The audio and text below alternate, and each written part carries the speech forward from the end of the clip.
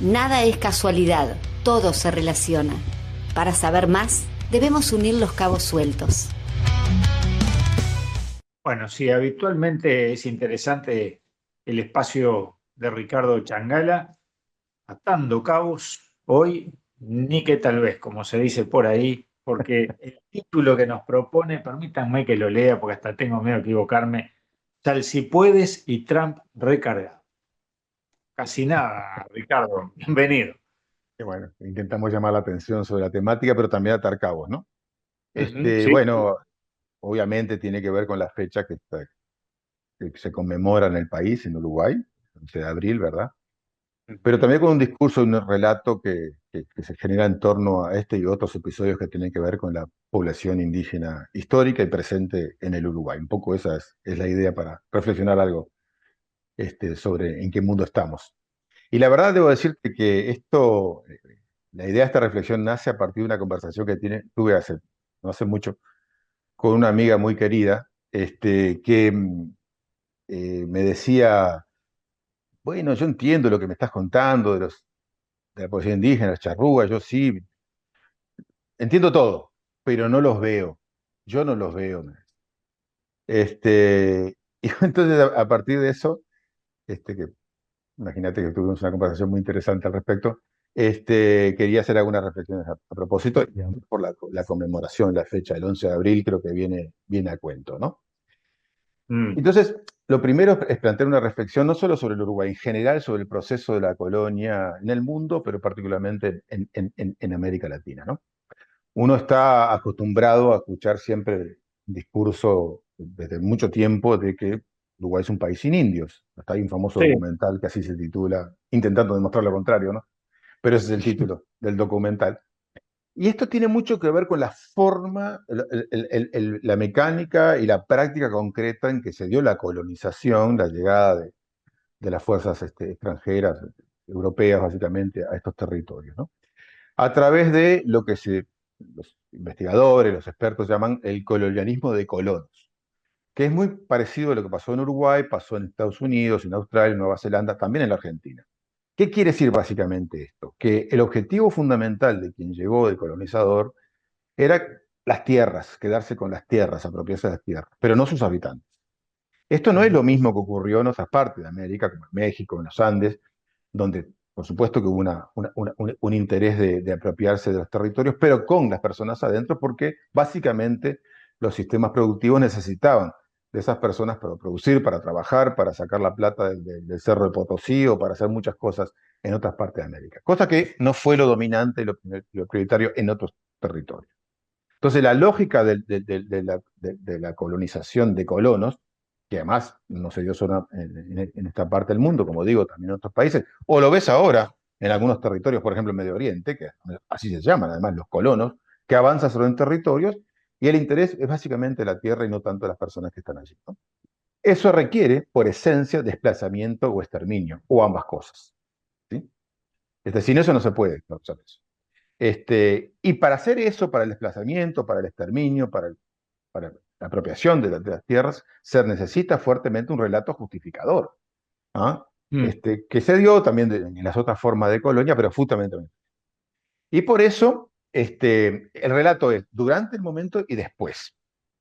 Esto tiene mucho que ver con Salsipuedes y con estas historias, porque además de estigmatizar al indígena, de tildarle de todos los elementos negativos imaginables como seres humanos, como colectivos, cosa que además la academia hoy demuestra que no es así, que no es cierto lo que se ha hecho durante mucho tiempo de los charrúas, de los guaraníes, de otros, este, parte de la estructura discursiva de este relato implica que pasado el momento de la conquista y la apropiación de las tierras, es necesario olvidar el proceso de conformación de este modelo, porque además de ser vergonzante, implica cuestionar las bases sociales o estructurales de un país, una sociedad cualquiera, de las que estamos mencionando ahora, ¿no? Hay muchos ejemplos sobre esto. Entonces, esta idea de que Salsipuede se asocia al exterminio absoluto, o el genocidio le llaman algunos, eso puede ser más discutible, de la población charrúa en el país, o el relato de que los 4 indígenas que fueron llevados a París fueron los últimos charrúas, ¿no? mm, Es un concepto que tiene que ver con la idea de que hasta ahí llegamos, ahí se dio ese proceso y a partir de ahí no hablemos más del asunto. ¿Sí? Entonces, como dice un autor importante en esos temas, el colonialismo de asentamiento destruye para reemplazar. Es decir, Ujú. destruimos una historia, una sociedad, pero más la reemplazamos por una nueva historia, que es la historia de Pocahontas o la historia de Tabaré, o bueno, muchas otras historias que se han construido, más allá de las bondades literarias que puede tener un producto de ese tipo, pero que en realidad construyen una relación entre los habitantes autóctonos y lo que vinieron después completamente diferente a la realidad. ¿Sí? Entonces, lo digo Mm. porque cuando se habla de Sal si puedes, siempre surgen todos los debates políticos, particularmente de los partidos políticos que están vinculados con ese proceso en aquel momento. Y más allá de las responsabilidades históricas que cada uno puede tener, no es un tema aislado. Y es muy importante además entender que estos procesos de desplazamiento no son un episodio, un hecho. Ocurrió ese Ujú. día en Sal si puede. No, es un largo proceso histórico de un país que avanzó en esta línea, como otros, insisto, y que son varios procesos que se van siguiendo uno tras otro. Así que buscar el exterminio o el genocidio de los charrúas en una persona o en un presidente o en un militar no resiste ningún análisis, más allá de las responsabilidades objetivas que tiene cada uno de los que participaron en cada momento. ¿Va? ¿Y qué tiene que ver Trump con todo esto? Bueno, te veo venir, te veo venir, mucho. Y bueno, porque en realidad, si vos lo escuchás al señor, el presidente de Estados Unidos, construye un relato del mundo y sus alrededores que no tiene nada que ver con la realidad, pero que le justifica sus medidas, ¿no? Resulta que todo las medidas que se toman por parte de Estados Unidos, no solo los aranceles, que fueron tal vez los fenómenos más recientes, sino antes, ¿no? Su deseo de Groenlandia, Panamá, etcétera, es a partir de una construcción de una nueva historia, ¿no? Donde la principal potencia mundial económica y militar ha sido abusada por el resto, ¿no? Entonces, a Ujú. partir de eso se construye un relato, una teoría, que no solo de él, sino de buena parte de los gobernantes actuales en Estados Unidos, pero que justifica una serie de acciones. Entonces, en ese sentido, hay una necesidad de cambiar la historia. Lo mismo cuando escuchás hablar de la Segunda Guerra Mundial, de la finalización de la Segunda Guerra Mundial. Ahora mismo hay todo un debate en Europa, porque en mayo se celebran aniversarios de episodios fundamentales donde la Unión Soviética ya no existe más. Entonces, es Mm. como una necesidad de revisar, reconstruir, formar una nueva historia, un nuevo relato que justifique las medidas actuales. Es un poco por ahí vienen las similitudes, ¿no? Ahora bien, como la realidad es muy testaruda, de cualquier manera, lo que vivimos en Uruguay, como se vivió en muchos otros lugares durante décadas, es el resurgimiento de la cuestión indígena, como le llaman algunos, ¿no? De mil formas Ujú. que voy a aburrir ahora, pero el mismo Estado uruguayo ha tomado acciones y medidas, ha aprobado leyes donde de alguna manera va modificando esta situación. Y por eso el 11 de abril es el Día de la Nación Charrúa y de la Identidad Indígena. Y es muy importante el título de la norma jurídica, que tiene 2 artículos, tampoco es muy extensa, pero dice eso, el Día de la Identidad Indígena. Y lo que dice la ley, que es del año 2009, es que el Poder Ejecutivo debe tomar acciones públicas que fomenten la información y la sensibilización de la ciudadanía sobre el aporte indígena a la identidad nacional, que es exactamente lo contrario al discurso dominante durante muchísimo tiempo en muchos escenarios, desde la escuela y muchos otros lugares, ¿no? Pasaron Mm. otras cosas. Y hay como 2 episodios importantes, por eso también la importancia del si puedes, el hecho de que se conmemore, tiene un simbolismo muy fuerte por todo lo que estamos hablando, pero también fue muy importante cuando se repatriaron los restos del cacique Baimaca a Perú, también a principios de este siglo, ¿verdad? Mm. Donde, bueno, estos temas también se volvieron a revisar, se retomaron. Ni hablar cuando vamos a los datos actuales del censo o de los estudios genéticos donde demuestran la existencia de una importante cantidad de personas que se autoidentifican como indígenas.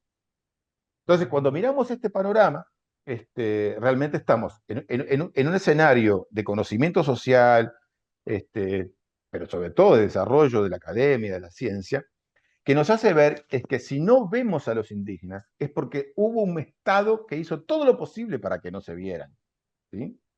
Y Mm. entonces es un tema de que tenemos que cambiar los lentes, ¿no? De qué estamos mirando.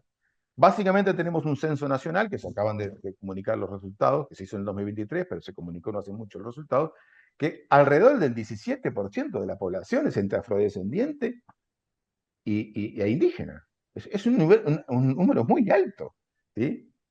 Y por lo tanto la sociedad es multicultural. Sin embargo, el Estado, las instituciones de Estado no están reflejando eso. Y ese es un gran desafío, ¿no? Hoy por hoy, con ese dato, con esa realidad, con esa nueva visión de la historia y el presente del país, se requiere superar, cambiar los marcos jurídicos y sobre todo desarrollar políticas públicas concretas, eficientes, que reflejen esta multiculturalidad que tiene el país, que además es una buena cosa que tiene el país. Y sin embargo, durante mucho tiempo estuvo ahí como escondida o poco conocida y sin embargo, como digo, la realidad es muy testaruda y ahí están las personas que tienen antecedentes históricos muy importantes a considerar. Bueno, clarísimo, Ricardo, muchas gracias. Me quedé pensando de alguna manera en estos temas, los victimarios se visten con piel de víctima para justificar los exterminios, ¿no? Así es, y eso pasa en muchas partes del mundo, está pasando en estos momentos, en buena parte del territorio del mundo, lamentablemente, y hay que reflexionar sobre eso, ¿no? Hay que intentar reflexionar y actuar, Mm. con datos objetivos y reales, porque puede haber opiniones, pero hay muchas cosas que son objetivamente así y no las queremos ver. Ricardo, muy bien atados estos cabos una vez más. ¿No? Muchas gracias y nos vemos en la próxima. Nada es casualidad, todo se relaciona. Para saber más, debemos unir los cabos sueltos.